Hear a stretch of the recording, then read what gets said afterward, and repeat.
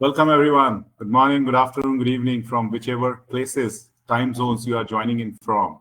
Thank you all for joining today for this exciting panel discussion. It's truly a pleasure to have each one of you here, and I trust you all are having a wonderful day till now. Today, we have a very interesting topic, which is best practices for crisis communication in a digital first world. We'll discuss in detail about the same throughout our webinar. But before that, let me introduce about our company and AI CoreSpot and myself to you. My name is Nitin Naveen. I'm Vice President of Innovation Strategy at AI CoreSpot. With over a couple of decades of experience in different consulting firms specializing in emerging technologies, I feel fortunate to consistently engage with global leaders, stakeholders, innovators, and all those exciting people who are driving positive change. Joining me today, I have Arvind, who is there, and in the back end, we have Naveen, who will be infusing energy into this event. So, a big applause for their dedication in making efforts to make this gathering a great one. Some facts about AI CoreSpot, which I wanted to bring forward in this forum to all of you. It was founded close to 4 years now and is meant to be a source of inspiration in the tech landscape, focusing on emerging technologies such as AI, ML, IoT, robotics, and so on. Our webinars serve as a platform to share the latest advancements in these fields, providing fresh insights every month as we continue to gain momentum. We aim to be the leading AI-driven community worldwide, fostering collaboration and growth among all like-minded individuals like you. We are committed to curating industry-backed webinars and hybrid events, leveraging insights from industry leaders, subject matter experts, all our trusted partners, which help us deliver credible and valuable content to all of you. Additionally, our content is also meticulously crafted across various digital platforms which we have, which include some blogs, we do some videos, podcasts, we have a monthly newsletters, which keeps all our audience informed and engaged about the things which we are offering. Bringing back the attention to about today's webinar for which you all have registered for. The topic, as I said in the beginning, is effective crisis communication strategies in the digital first world era. Gear yourself for an enlightening discussion on digital and social media strategies, internal versus external communication strategies, AI and technology in crisis, future trends, and much more, which is creating excitement within the scope of PR industry. Our panel of experts is poised to share valuable insights and engage in thought-provoking discussions around crisis management that promises to leave a lasting impact. Before starting the conversation, we'd like to extend gratitude to all our community partners. We have 4 great companies, which include Santen, Infovision, Ruderfin, and GW Health PR. Their invaluable contributions has been instrumental in making today's webinar possible. And of course, a heartfelt thanks to all our attendees who have registered, and your presence and participation are deeply appreciated. As we embark on this journey together, our primary goal is to equip with valuable insights and facilitate meaningful conversations. That means whether you walk away with some innovative ideas or forge new connections, your engagement is a testimony to our collective success. Without further delay, let's introduce all our esteemed speakers for today's session. Our first esteemed speaker is Stephen, who is Director Corporate Communications at Santen. Our second esteemed speaker is Anne, who is Managing Director, Manufacturing and Industrial at Ruderfen. Our third esteemed speaker is Alicia. She is President at GW Health PR. And fourth esteemed speaker and moderator for today's event is Casson, who is Senior Director, Media Intelligence and Research Services at Infovision. Before we begin, a quick disclaimer. The views shared by all our speakers are their personal ones and not necessarily reflective of their existing organizations which they represent. So, before wasting any time, or without wasting any time, let me hand over the stage to Casson to begin this exciting panel discussion. Over to you, Cass. Thanks, Arvind. Good day, everyone, and welcome to our panel on crisis communications in a digital first world. My name is Casson Duncan, and I'm excited to be your moderator today. I'm a Senior Director of Digital Intelligence at Infovision Social, where we partner with PR agencies and corporate communication teams to provide 24/7 crisis monitoring and impact measurement. I know firsthand the critical importance of a timely and effective response in our rapidly evolving digital landscape. In today's world where information travels fast and public sentiment can shift in the blink of an eye, agencies and corporates face unprecedented challenges in managing crisis. Digital channels, while invaluable for real-time communication, also pose unique risks. A single tweet or post can escalate into a widespread issue, making the need for proactive and agile crisis communication strategies more paramount than ever. We have here a panel of esteemed professionals who bring a wealth of experience in navigating crisis communications. Before we dive in, I'd like to ask each of our panelists to introduce themselves and briefly share how their work connects to crisis communications. Alicia, let's start with you. All right. Start with me. Love it. Good morning, good afternoon, good evening to everyone joining our panel discussion today. I'm Alicia Gibson Wright. I have been in PR for 25 years or so.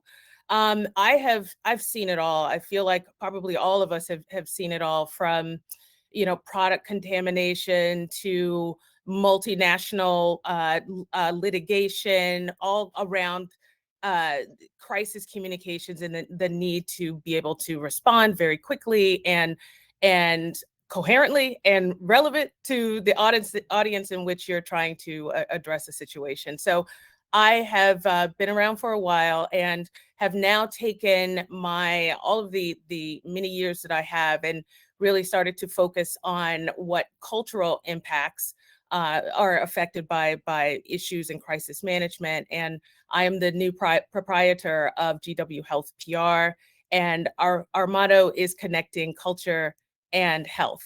And so I'm excited to be here, excited to exchange ideas with you panel members. It's going to be a great discussion. Thank you. Anne, over to you.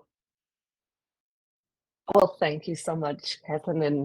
And like Alicia, everyone, I have been at this for, well, let's just say 25 plus years. And now with Reuter Finn, and previously with Peppercom, which is actually part of Reuter Finn. My career has always included crisis management. I think it's what we sign up for when we're in PR and communication and integrated marketing. In my case, like Alicia, it ranges from product recalls and employee violence, financial malfeasance, and now misinformation, including AI-generated communication and misinformation. And so I think it's going to be a very interesting discussion today, and looking forward to talking with Steve and Alicia and with all of you. To you, Steve. All right. Thanks, everybody. Thanks for having me. I appreciate it. I'm not sure how esteemed I am, but since that word has been used several times. I also, 25 years in the industry, started out with a brand communications firm all the way up to my current position with Santen, where I am corporate communications leader for North America. Santen is a company that's based in Japan. We are a specialized ophthalmology company. So I've worked for several multinationals, including Philips Healthcare, Abbott Labs, which isn't Abbott Labs anymore. They just go by Abbott these days. Santen, as well as doing some work for a company that was a division of Cardinal Health. And since I've worked for multinational companies, in terms of crisis, a lot of these things you have to be on the same page. So you have to be on the same page with your colleagues in other countries and responding in kind to, concerns that may come up in those countries. So that's always a challenge. Everywhere I've gone, as the other panelists have said, dealing with earthquakes, FDA warning letters, plant closures, patient injuries, sometimes death, and all of this impacts your company's reputation. And that's what I always see myself as, and I'm sure the other panelists would probably agree. We all are protecting the reputation of either our companies or our clients. And I think that that's ultimately the bottom line in what we do. Thank you, Steve. Before we dive into the first question, I want to say that we encourage the audience, everyone, to put questions into the chat. We'll have time at the end to go through them and address them. So definitely get your questions in, and let's get started. So let's first talk about pre-crisis preparedness. You know, whether it's a social media firestorm, like we've all said, a product recall or a corporate mishap, companies must be ready. How do you prepare for potential crises, and what specific tools or strategies do you rely on? Steve, I'll start with you here. I know we had some initial conversations in some of our earlier kind of get to know you sessions where you really stress this. So we'd love, and I know the audience would love to hear more. Yeah, thanks, Casson. In terms of preparedness, I would say have a plan. And before everybody says, well, yeah, no kidding. What I mean by that is you may enter an organization that doesn't have a solid crisis plan in place. So make sure, because especially if you're the communications person, that's going to fall on you. When something happens, it's going to become knocking on your doorstep, and you don't want to be unprepared, because that then leads to a scramble and sometimes missteps that could damage your reputation. As I mentioned, reputation being paramount before. And as part of that, make sure you know who your ultimate decision makers and stakeholders are internally. Because when it comes to a crisis, you're going to have to act with agility and speed, and you want people to on your team who can make decisions within the company. I'm speaking from an internal standpoint, and can make them quickly. So what I've done in the companies that I've been on, especially currently with Santen, we have a quarterly meeting with our primary stakeholders. We do an issues map of things that could be coming up, could be bubbling to the surface, are currently on the surface, maybe coming down the road. We have discussions that are very transparent, because that transparency is needed if you are going to, be well prepared and trust one another. And we also have, so we map these things out quarterly, just on a, this is coming, this is on fire. We do it on the two different axes of time and urgency. And I also have a list of who our primary stakeholders are, as well as their backups, because as we all know, vacations happen, babies happen, people are out of the office. So you don't want to be in a situation where you can't get a hold of, or you don't know who one of your primary stakeholders are. The folks at my company, we all have these meetings. They all understand the urgency, and that if anything were to happen, that I need them at a moment's notice, because we need to act with that speed and agility. So I would say that having that plan in place, having a list of your stakeholders and their backups, knowing who they are, and for them to know that when you come calling, that it's serious business and they need to be able to drop everything. And if they can't, that they need to have a backup in place who can help make those decisions quickly. And what about legal and compliance teams, Steve? I know that was something you mentioned as well. Legal and compliance and regulatory should always be part of that group, and they are part of our group, because obviously everything you want to do is be compliant, and you don't want to make missteps, and you want to have either the product people, your CEO, whomever. But yes, absolutely, I have always made it a point. The first thing I do when I come to a job is get to know the legal, regulatory, and compliance people, because those are the ones that help keep you on track. Amen. Steve, I was just going to add, and Casson, that one of the things that we try to do with attorneys and the regulatory folks is to do a little bit of scenario reenactment and say, what can you live with? What can we, so that we are not arguing in the room, in the moment, trying to decide, yes, we'll say this, or no, we'll say that. We know that our attorneys are always going to say nothing. And we know that for the rest of our stakeholders, that's really not viable. So what's plan B? And in terms of, sorry, Cassie, if I can add to that, one of the things that I didn't mention was, social media plays such a huge role in our lives these days.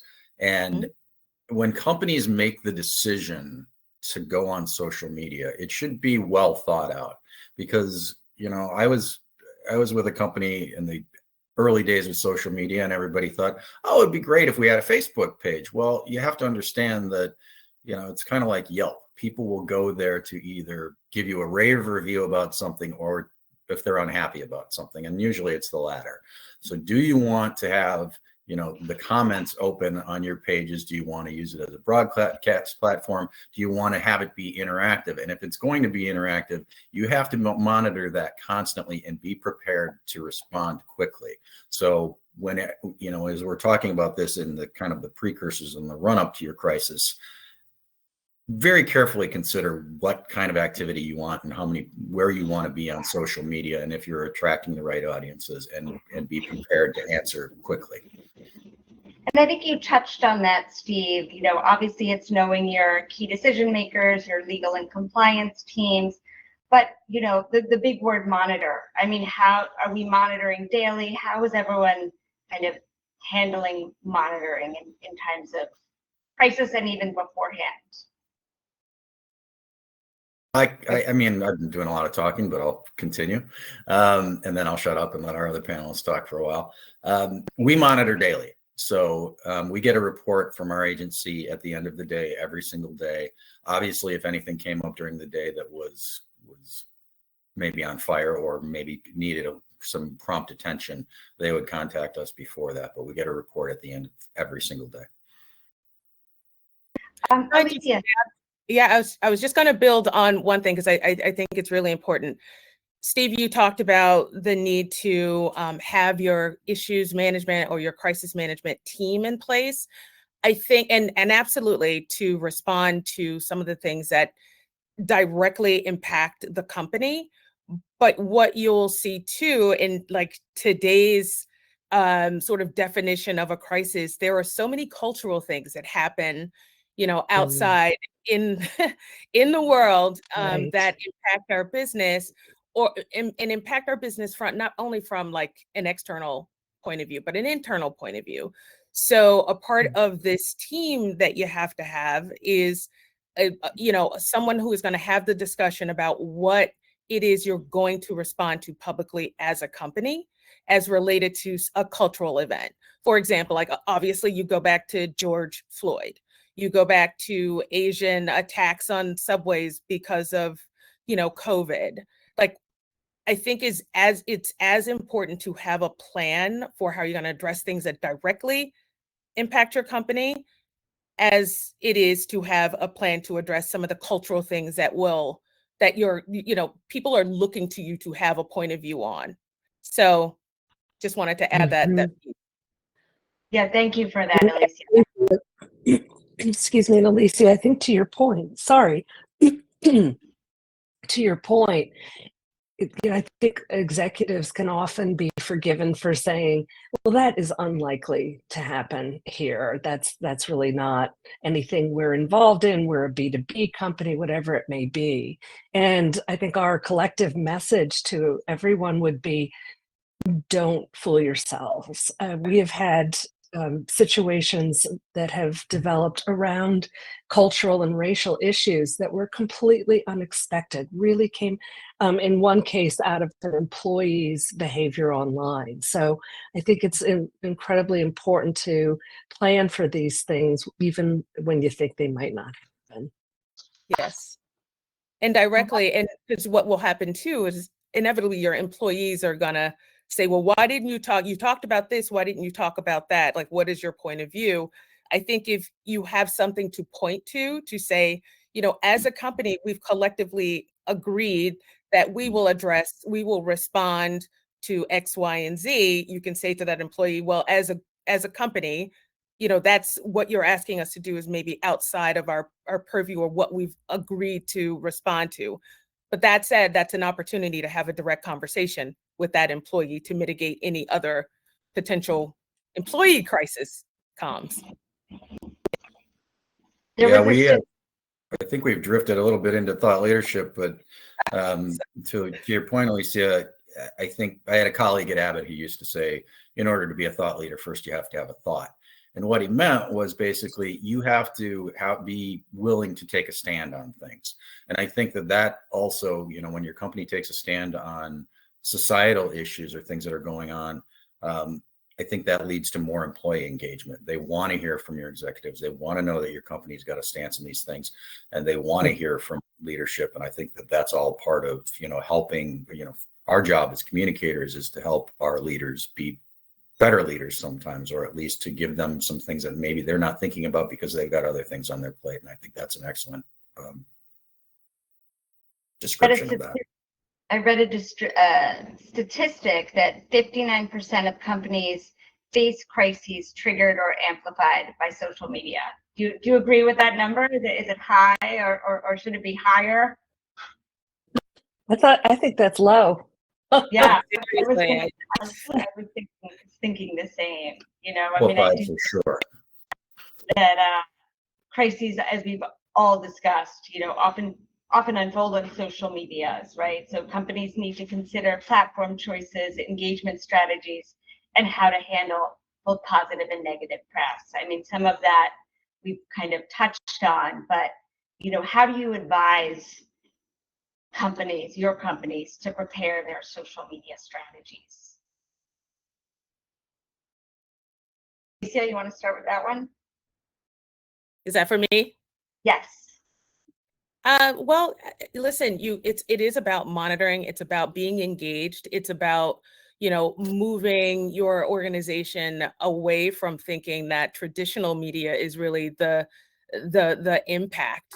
Nowadays, traditional media, if you think about it, is really under fire. Most people get their information from social media, from TikTok, from news online that is not necessarily tethered to like an NBC or a CBS. So you've got to make sure that you are in the know, that somebody in that organization is super tapped into what's happening on social, what discussions are trending, how could this impact your company. So I think monitoring is critical. But it's not just monitoring for an issue, it's keeping your finger on the pulse of what's happening in trending, in conversations and culture and business, all of that stuff. So you've got to make sure that somebody's online almost 24/7 watching. And how do you think brands should respond? I know it was should respond to accusations of cultural insensitivity or bias. How I think they should respond is, one, it's not just a response. It's about being, to what I was saying, clued in to what's happening within your company from a cultural standpoint. It's about doing cultural audits to make sure that you've got a leg to stand on, to say that, you've maybe, if you do step in it and you say you did, you own it. You make sure that you've got the right people at the table to avoid that. Hopefully, you've got a diverse employee base. You're doing the sort of mandated quarterly cultural audits to make sure you're in line and your company is looking out for people of diverse cultures. So I think it starts with DE&I and making sure that you have a protocol around DE&I, you have connections to communities so that they can be supportive of you, to say that this company is not a bad company. This is a mistake. Here's how we're addressing it. And you've got to actually action something coming out of whatever issue is perceived that you're culturally insensitive or biased. So you need to have a community that's within a variety of different communities for your stakeholders, or for your customers even. And we spoke a little bit when we connected about, one of the questions you put out was, I think it's a great question, how do you determine when or whether to respond to criticism online? Well, and I think Steve and Alicia both were alluding to this before.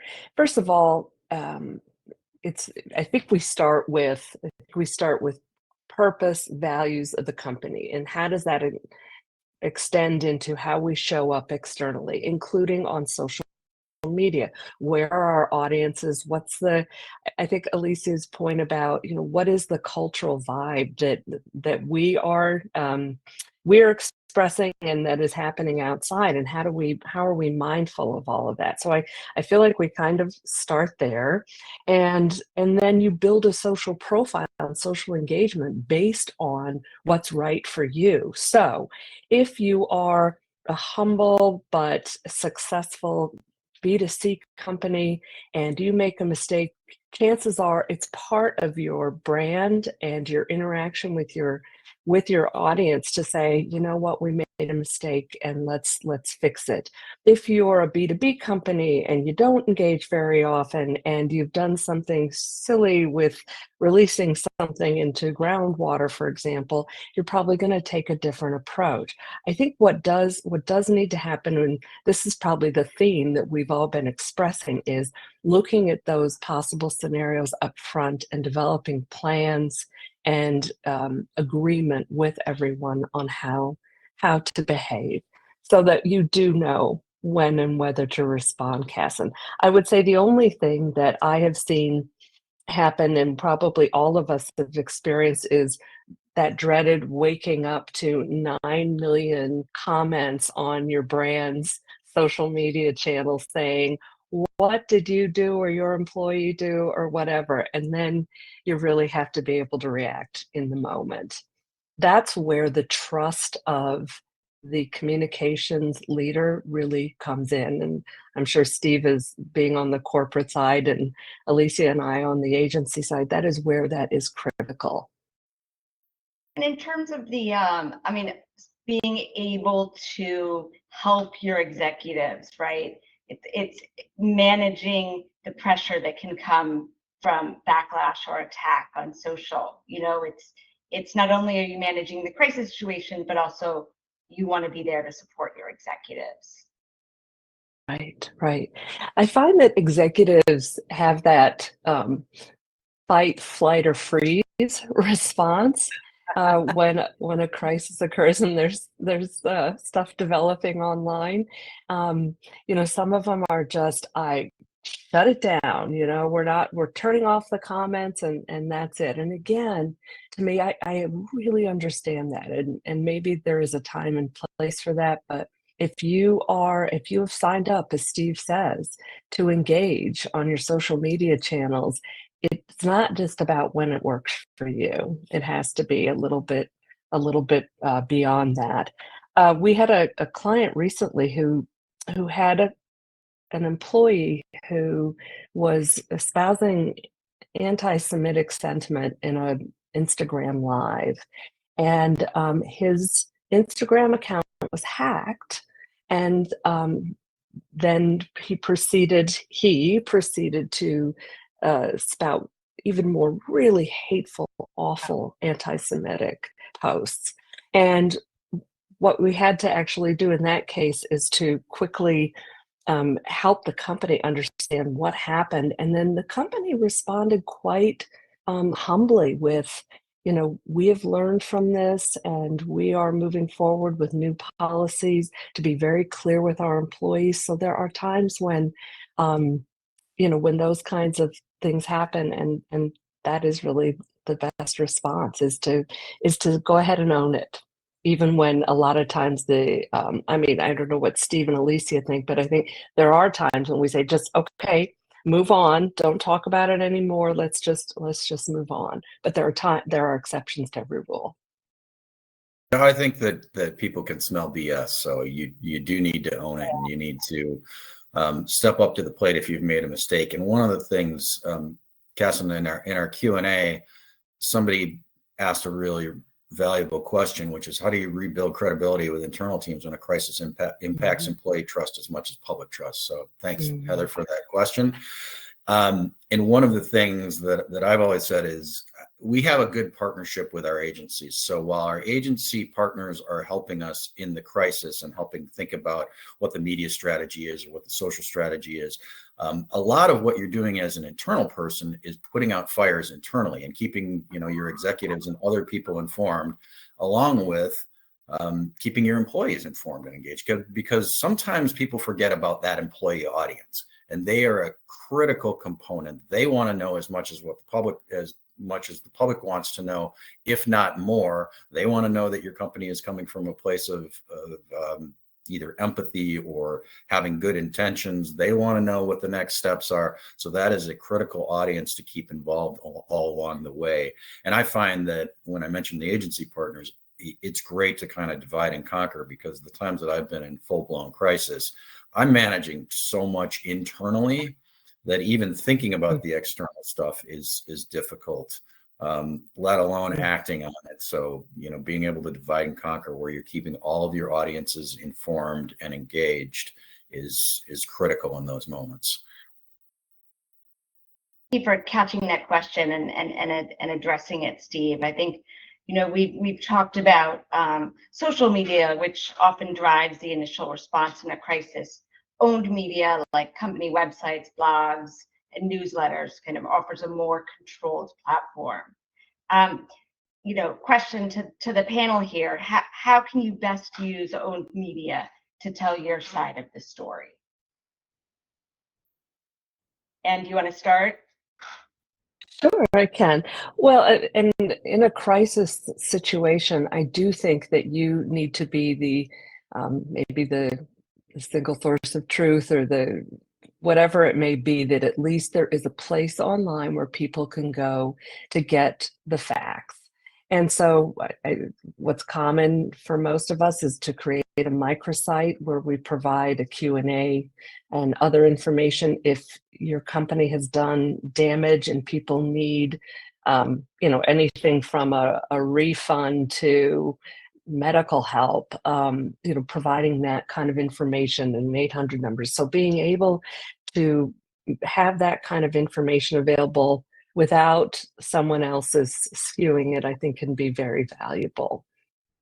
I think it's critical. And I think you have to keep in mind too, people don't read that much. So video might be the way to go. Have your senior leaders speak. It's your own channel. It's your opportunity to tell the story as you see it. It is a huge miss if you don't use your own channels to tell your story and share your story. And it's not just a one video post. It is probably, depending on, the level or grade of issue you're dealing with, an opportunity to continually, make updates, direct people to where they can get the actual facts about what's going on within your company from your point of view. Absolutely. I think, in addition, well, FEMA was a good example of this recently, right? So there was misinformation being spread about responses to some natural disasters and hurricanes. FEMA put something up immediately on their site to kind of, clear the air and say, here's what we're doing and here's what's factual and what's not. So a good example of that. I think another thing that maybe we haven't talked about a whole lot, but is still important in this day and age, is earned media. And you will, if there's a crisis is happening, you are going to get flooded online. You are going to get flooded with media questions as well. And that the approach to that, you need to think about telling your story, as Alicia mentioned, and it's telling your story to the right audience. Is there a publication that you don't have to field every single question from every single media source? You can pick and choose who you want to use to respond, depending on who your stakeholders are, where they get their information. So, you can choose a reporter that works at a trade publication that you have a good relationship with to have an interaction and get their story out that way. So I think that earned media is also a big component of those things that sometimes we forget about because we've gone so digital these days, but it still plays an important role. And I really also liked Alicia's comment about using video. That people are inundated with written word all day long, especially from our companies. Anything that you can use that's maybe a little bit different, a little bit more interactive, a little bit more eye-catching is going to help you tell your story that much more efficiently. And I think to your point, Steve and Alicia, is graphics, especially if there's a situation that's complex and you're trying to explain something. Just using graphics in a way that can clarify is also super valuable.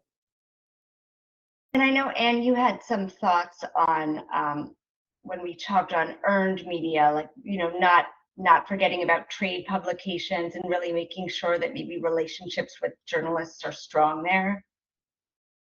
Absolutely, because I think in a lot of trades, when one company is affected, it can infect or affect an entire industry. And so we find that trade publications are, first of all, better at understanding upfront what the issues are and being open to being briefed. And so I do think it's important to prioritize them.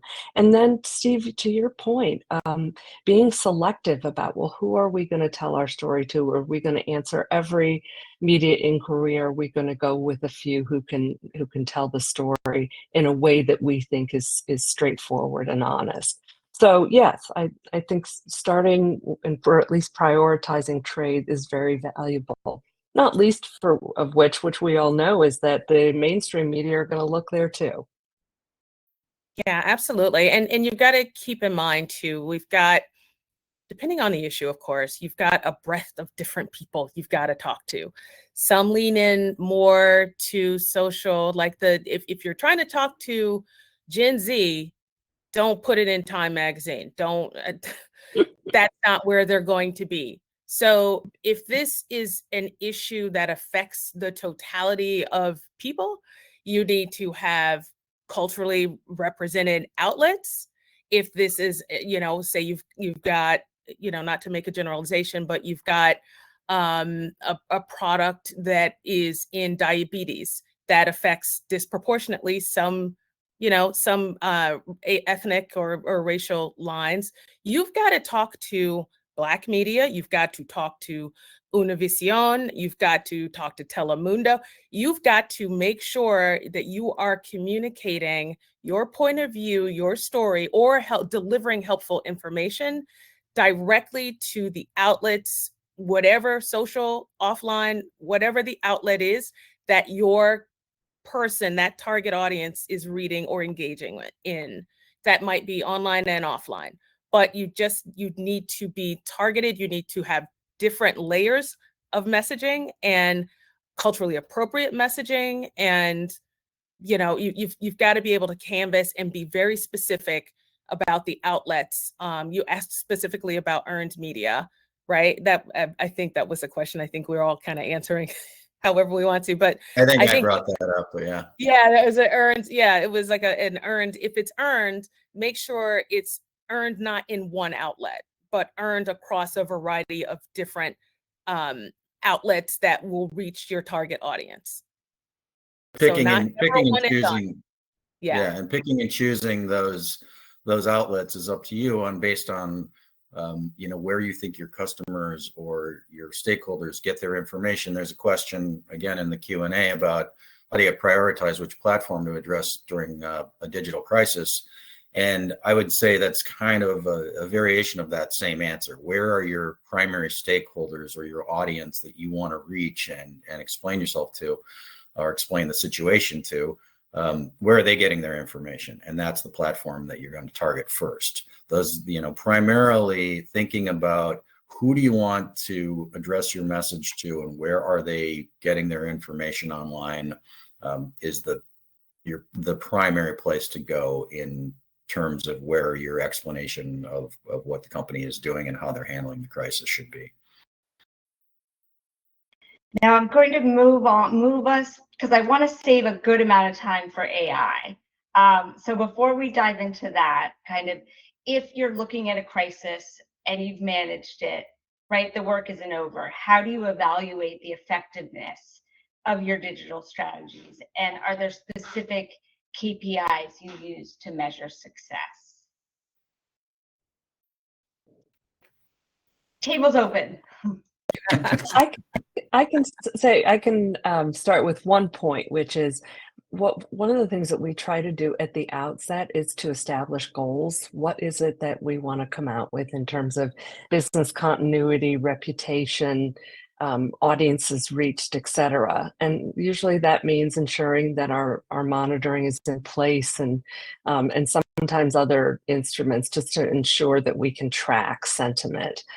So that's one point. I think that for us as well, we do it when we do our monitoring. Some of the things that we track, and you have online tools and companies, Cision, Muckrack, Meltwater, that can help you do these things. But measuring sentiment, tone, other things in your coverage will help you determine, whether or not your company is being talked about negatively or whether or not you're being talked about positively, and what you can do to adjust on the fly to those things, because they can get, pretty close to real-time measurement. I think it's important to be measuring at all times and to be monitoring at all times, because you never know what's going to come up. I think also, to address the social media element of things, don't be in a rush to answer every single question. Get a well thought out strategy and stick to it. I know sometimes, as we say, the fight, flight, or freeze. You want to have a comprehensive strategy that sticks to your primary talking points and not get. It's so easy to get diverted to other things, and because other questions or other comments will come in on social media. But sticking to your messaging points and monitoring to see what the sentiment is on the company regularly. I think it's a pretty clear litmus test is if what are the messages that you've created or that you came up with at the beginning of this issue or throughout this issue? Are you seeing those messages being pulled through in media? Is it, is what you set out to convey being conveyed? And that will show up in, the interviews that I'm assuming you were going to set your executives up to have, because you need to be speaking to people, not just pushing out, but measure those messages. Are they pulling through? Are you hearing what you're thinking and what you've agreed to say externally? You hearing it and reading it in outlets, in media? If so, that means you're doing your job. And the other tone, is it landing the right way? Yes. And just to add on to that, I think, and as you are assessing the sentiment, are you evolving your messaging to either in response to that or as the situation evolves, and then measuring and monitoring that to ensure that those updated messages are flowing through, so it becomes a living process. I mean, we view a crisis really as a living thing with kind of a beginning, middle, and sort of end. I think that leads us to, I'm just seeing someone in the chat is addressing my next kind of set of questions, which is AI, right? Do we love it? Do we hate it? Do we use it? At InfoVision, we utilize AI to provide real-time monitoring, sentiment analysis. I know, Anne, that was something you brought up, and pattern recognition, which helps teams detect emerging issues before they happen. So, I think there's questions about how can AI help during a crisis? How is AI creating new challenges? Misinformation was brought up, at the top of this panel for company reputations. So, I would love to hear everyone's feedback, and then I'll make sure that between all of your thoughts on this, if the question from our audience has been answered. AI, love it or hate it? I think it's probably a mix, isn't it? Like, in some areas I love it, in some areas I hate it. And to be honest, we haven't. My current company has not experimented a whole lot with AI. We've had some test programs where we've used it for various things. I have used it for various things, and I really, really like it. I mean, it's never, well, at least at this point, it's not going to replace humans, because there are still things. If AI generates something for me, I've got to check it. I've got to make sure that it's all there. But it's definitely the wave of the future, and as it infiltrates our business a little bit more, I think we'll find ways to use it. We personally, I mean, I haven't had to use it for a crisis yet. Luckily, we haven't had any crises in North America for my company. Why did you say yet. that out loud? Yeah, exactly. Tomorrow something's going to happen later What were today. you thinking, Steve? Yeah. We haven't used it yet. You're not, Steve, using it in your current crisis strategies? Not currently, but our situation is unique in that in North America, the company kind of pulled its commercial presence out of North America recently. So we're primarily an R&D hub these days within the past year or so. So we're not likely to run into too many crises. I do know that some of my colleagues in Japan are using it on their crisis communications end, but I'm actually headed over there later this week to learn from them on this and several other fronts. I can jump in and add my point of view on AI in general. I absolutely love the fact that it just makes writing so much easier. And I'm a former reporter. I'm like, they can really, Chat GPT is awesome. I have not used it in crisis or issues management yet to date. But my only concern, or one of my concerns with AI, is the aggregating of information that might actually be false. And I've worked in health for the past, like we talked about, 25 years. And we know that there is a lot of misinformation in medical text, in medical studies. And there's this opportunity to continue to perpetuate, false beliefs in culture, even around in medical text. For example, if you search, let's say you search, I'm trying to think of something, something with dermatology. You might come up with old text that is, has errors in it when it comes to Black skin and dermatology. So there's this opportunity, but nobody's corrected it in the text. So AI will continue to pull old negative or in more poorly informed information and continue to circulate it. So things like that make me nervous. But I think it is the future. I think there's an opportunity to correct information that's been old and make it new again and make it circulate the right way through AI. I know that there are other, I guess they're equivalent to like Chat GPTs out there that are aggregating correct information. So it's just a matter of getting some of the other organizations that are AI based, getting their information into more of the mainstream AI sources. So I think there's great things, but there's still a lot we still have to do. If I could just add that so first of all, Ruder Finn is very actively involved with AI. It's a strategic priority for us. And I think one of the things, Casson, that you pointed out was the value of AI's potential to help us see around corners and to spot those emerging issues before they really become issues for us, I think is highly valuable. And so that's one of the areas that we're exploring. I do think, to Alicia's point and Steve's, is just around misinformation and AI's potential to generate misinformation is frightening. And as companies, what we have to do is be on the watch, particularly around either hot issues or transactions, M&A, an IPO. If you're closing down a business, that is when AI generated misinformation can really happen.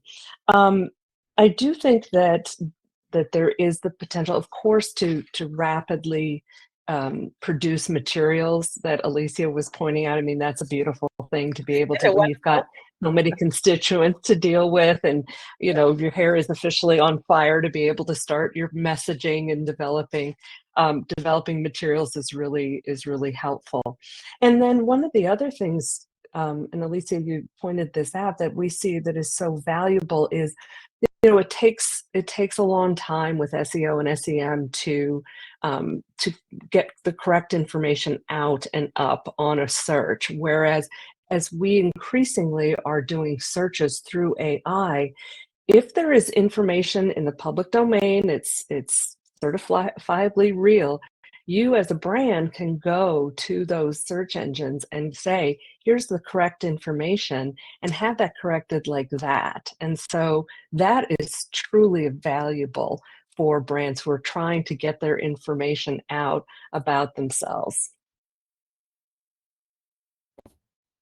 Thank you all for your thoughts there. I think it will, this kind of looks at the future of crisis communications and where AI is going to take us. And some of this is unknown, but as experts in the field, what do you envision for the future of crisis communications, and how can PR and corporate communication leaders adapt to stay ahead of the curve?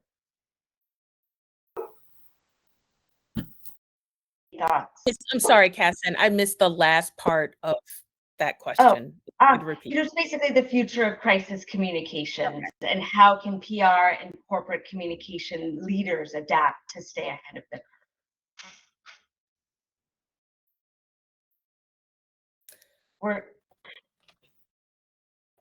We're in the final step here, so if you want to speak to that, like, we're looking at your final thoughts, your thinking, what do you want to leave with the audience in terms of the future, where you're, all of that. Mm-hmm. Anybody you want to start with, Casson? Steve. All right. Yeah, first of all, have a plan, stick to it, make sure your stakeholders are involved. Constantly monitor. Don't forget your internal audiences. They are paramount to your success in terms of not only engagement, but employee retention, because they want to know that they're working for a company that cares and has, an opinion on issues and societal issues. I think that AI is going to take a much bigger role in the things that we do moving forward. I have used it to supplement writing in the past. It's been very valuable. I think we'll find ways to use it to respond more quickly and to be a little bit more agile as we move forward. And I think that ultimately, whatever your organization, make sure that you have a plan in place, dust it off if it's a little bit older, revamp it for the current environment, including the prevalence of social media, and revisit it every quarter to annually at the least, to make sure that it's updated. Like I said, I have a quarterly meeting with our stakeholders where we map out our potential crises, things that could be bubbling to the surface, and then refresh that list of stakeholders internally, so who can come to powwow with you when you are potentially in the middle of a crisis, and make quick decisions and be agile. And do you want to go next? Yeah, I was just going to say, Steve, I think your point about, first of all, getting commitment at the top of the organization to recognize that crises are going to happen, and some of your own making and some not, and some not.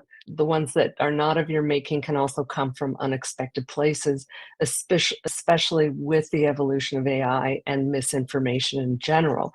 So to me, that really says that you need to keep always looking at what are the issues, use AI to understand what might be bubbling up, and being prepared for that. What preventive measures can you put in place?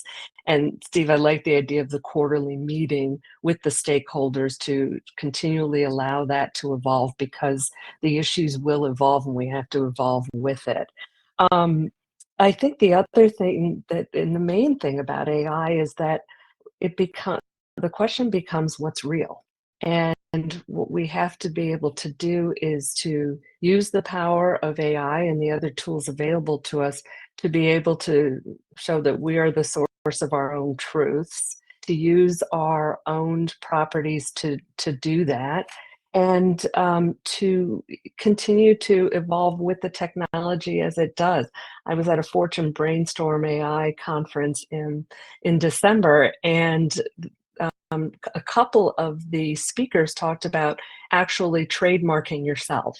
So that's kind of where we're at, that, we're getting so good at imitating of ourselves that was the advice from a couple of speakers.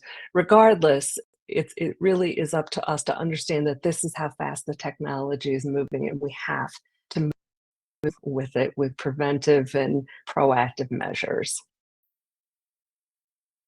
Absolutely. Speed is going to be critical. I think to that point, speed and sort of authenticity and honesty is going to be increasingly important. As the Gen Z folks are out there, they are going to require companies to come correct. They're going to require them to speak authentically, honestly, have had conversations that are important to certain constituents, so that they know that the company is committed to change. They're going to want to see action, and they're going to want to be met where they are with how you're planning to address the issue. Of course, how you respond will be based on what the issue it is you're trying to address. But I think, the future is authenticity. And the future is meeting people where they are with their messages. Back in the day, it used to be you can issue a statement. The statement will get picked up because you put it on PR Newswire, and the right people would hear it. That's not the future. The future is going to where people are getting information with how your company is taking action, and that communication has to be authentic, either culturally or generationally. It has to feel real, because the Gen Z folks nowadays are holding companies accountable, and they will lean into brands who feel like they are genuine. So our responses to any sort of issue have to be relevant and culturally acceptable and honest. And your plan better have all of that in it. Otherwise, you're going to seem old and out of touch. Yeah, absolutely. Cass, if I can just jump back in for a second, something Ann said reminded me. I said I had those quarterly meetings. I had to get the buy-in from my stakeholders in order for them to be as transparent as possible during those meetings. And I had to explain to all of them when we had the first meeting that I set up why this was important. There's a tendency at some companies, and I don't know if this is a cultural thing or not, to get a little bit insular, like within maybe the regulatory department knows that something's going on and they don't want it to get out within the wider company because it hasn't blown up yet. You need to convince those people that being transparent with this small group is paramount, because it's going to help us prepare. I think we've all heard that old adage that has been attributed to everybody from Warren Buffett to Will Rogers, that reputation takes a lifetime to build and only minutes to destroy. And ultimately, we are the guardians of our company's reputation. And that's what I try to impart to my internal audience of my stakeholders when we get together for that crisis meeting. If you're not transparent with me and I don't know what's going on, we're going to be behind the 8 ball when something breaks. So please trust me and your colleagues, small group of them on this call, enough to give us the real information, and that will help you get ahead, or at least be prepared when something comes snowballing down the hill at you. Can I add just one small point to that? Just one important thing, because I know how critical it is. I've worked in-house at GE Healthcare, leading multinational issues, right? What is critical is that you not only have the people from the right departments, but you've got a diverse way of thinking around that table. So don't just get the regulatory guy just because he's make sure that there is diversity in thought, not necessarily, not just ethnically, but diversity in thought, to make sure that your messages will resonate. Because it's very easy to get the one guy who's been at the company for 25 years because he knows the company. And it doesn't work anymore. It has to be really well thought out, vetted internally with a variety of different people. If you are working at a big company, take advantage of the fact that you're working at a big company and you've got a variety of different people not to choose from, but to work with to help develop statements and responses. Good point. And then our job is to ensure that all those voices get heard, that it's not just the veteran who, is going to be long-winded at every opportunity, but the other voices are heard. So we come to the best result. Yeah. Like we're rolling into some bonus content potentially. I'm going to throw this question out there. So we seemingly have addressed most of the questions in the chat so far, but we do have a few extra minutes still. If anyone has any more questions, audience, please actively throw them into the chat. But in the meantime, if you're okay with it for like bonus content purposes, this isn't a question I asked about, but I would love to hear. Do I give like the audience some real experience, like examples of crises that you faced, how you approach them, how you address them? You can black out names, but I think it's just helpful to hear real experience of a crisis faced and addressed and managed. I can give you a minute to, everyone can take a minute and think about it while I again recommend that the Q&A is open for more questions. But if there's with redactions in my head, I'm like, okay, what part do I leave out to not name the company? That's where I am too. But this is like after hours. We're in after hours with AI Core here. So dish away. No. No such thing as off the record. Forget that either. I'm just throwing it out there if anyone wants to give us a little like bullet something of a crisis faced and addressed, even in broad strokes. I'll give in broad strokes because I work in health. It's very easy, and I think this point was brought up earlier. I think it was you, Steve, that one issue in an industry can affect everybody in the industry. And I remember there was a time, and this was at GE Healthcare in medical diagnostics, where there was a class that the FDA had issued a change in how a class of drugs could respond. It's basically the class of drugs got what was back then called a black box warning, which means there was a potential for patient death or some really severe side effects. So as a result, and not because the drug that GE had developed was causing this, but because another drug in the class had caused it, then your company sort of gets folded into it. So I took the stance, or the collective took the stance of let's get our point of view out there first, early, fast, and we will lead the rest of the discussion. So because the agency that we were working with at the time had, and this is why you have to have a really good agency with connections, we were able to get an exclusive that was going to be timed to the actual announcement with the FDA, so that what you don't want to do is eclipse the FDA and go out first. That's just not necessarily a good thing. So, but you do want to be timed so that you're not back on your heels trying to, put the genie back in the bottle. So as close as you can get to that timing of their announcement, the better. So we were able to issue a statement within 2 minutes after the FDA had issued the reclassification of that drug category. And as a result of that, we led the message. We led all of the coverage that came out of it with our point of view. So it's about making sure that your agency does indeed have the right connections, or you have the right connections.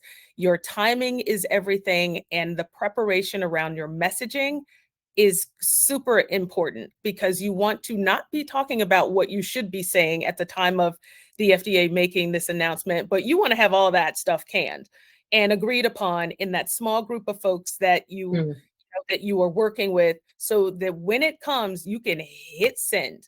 Because what happens is, a lot of times there's a lot of additional conversation, and then, before you know it, the end of the day has happened, and you're still waiting for legal to sign off.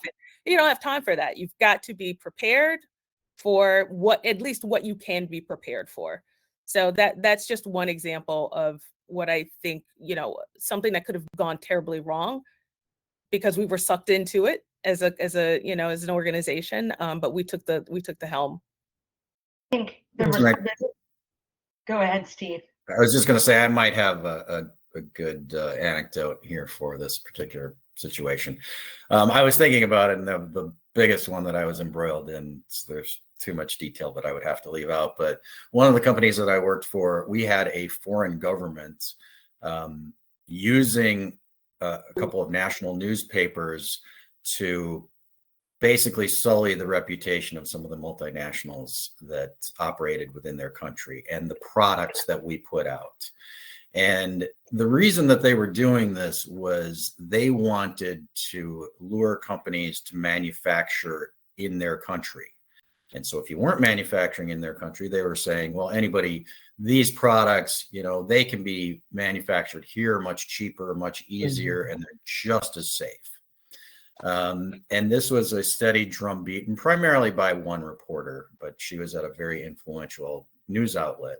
So what we did is, I worked with my colleagues at headquarters. I was at Abbott Vascular at the time, and my colleagues in this particular country, and we developed a program to bring some influential journalists over to the United States to give them a tour of one of our factories, to show them the rigor that goes into these products, how they're manufactured, the specificity of how they're manufactured, the care, the regulatory requirements, the requirements from FDA, the fact that we have to jump through a gazillion hoops in order to make sure that these are safe products because they're going in people's bodies, and that the companies that manufactured in this particular country were not subject to that same level of regulatory and safety requirements. So we allowed them to look behind the scenes. We got some glowing stories out of it. It helped to mitigate the kind of false narrative that was being presented by the government in this country, and really helped with our reputation globally. And it was frankly something that the head of my division at the time was kind of hoping would run its course and go away. And our communications leadership said, no, we need to address this head on. Let's get together and make up a plan for it. So really good communications leadership in that case, and really good at developing a plan to mitigate, what could have been very damaging to our reputation as well as to our sales in this particular country. Yeah. It's interesting just in listening to Alicia and Steve, it feels like, our crises end up in 2, maybe 3 categories. One, self-induced. Second is things that happen outside that affect us. And third is maybe a meeting of the two somewhere in the middle. On the last, I was thinking about one client we worked with in industrial who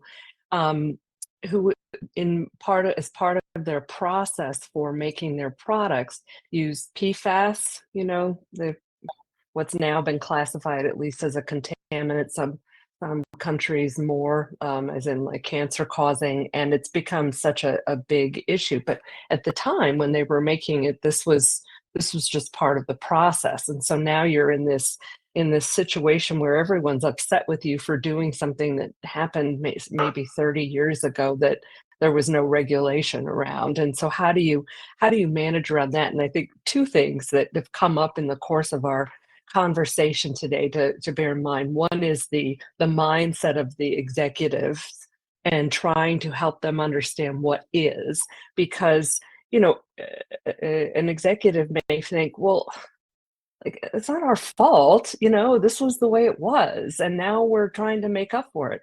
Well, yes, that's true, but the reality is people are concerned today, and circumstances have changed. So let's deal with what is. And I think part of our job is helping our executives to understand that. Sometimes it's also helping them understand even how people are feeling, even if it's ridiculous. One of the things that I try to remind people of is that sometimes reality has no place in this. Yes, that is a ridiculous thing that people are thinking, that, one chance in a trillion that something could happen. But you know what? This is what people are worried about. So again, let's deal with what is. The other thing is on the sort of self-induced side. I was thinking about a few things that a few clients that I worked with. One is an airline that made some mistakes around the holidays and had a lot of people unhappy with them. Another was a bank that suggested people open a lot of accounts, and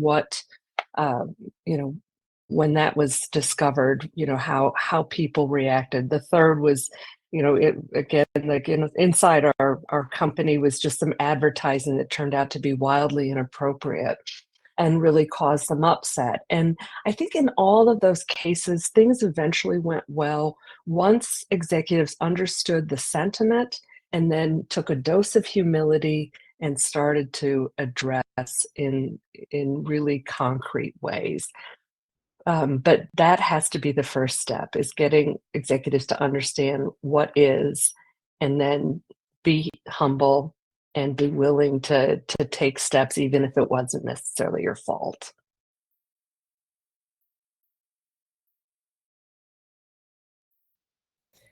You're on mute, Cassie. Thank you all for giving us this bonus content and kind of peeks into the work that you do. We are wrapping up here. I think we've answered all the questions, and I really thank you all panelists for sharing your insights and expertise today. I know I'm going to say thank you, and I'm going to pass it to Arvin for some closing remarks. Yes.